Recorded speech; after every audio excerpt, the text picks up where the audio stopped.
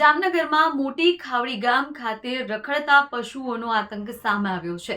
એક યુવાન પર રખડતા પશુએ હુમલો કર્યો હોવાની ઘટના સામે આવી છે।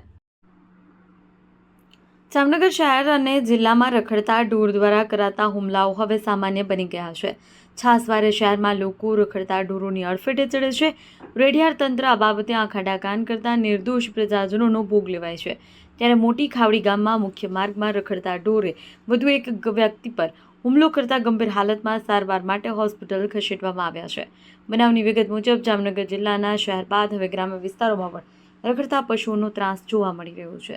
જામનગરના મોટી ખાવડી ગામમાં મુખ્ય જાહેર માર્ગ પર એક વિફરેલા પશુએ અચાનક એક વ્યક્તિ પર હુમલો કર્યો। જાહેર માર્ગ પરથી પસાર થઈ રહેલા વ્યક્તિને પશુએ અડફેટે લઈ જમીન પર પાડી દીધો અને બેફામ હુમલો કર્યો।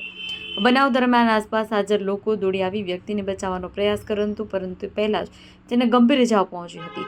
ઘટનાની જાણ થતાં સ્થાનિકોમાં ભય અને રોષની લાગણી ફેલાઈ છે।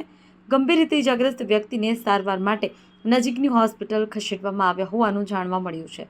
અહેવાલ હર્ષેદ ખંધેટિયા, જામનગર।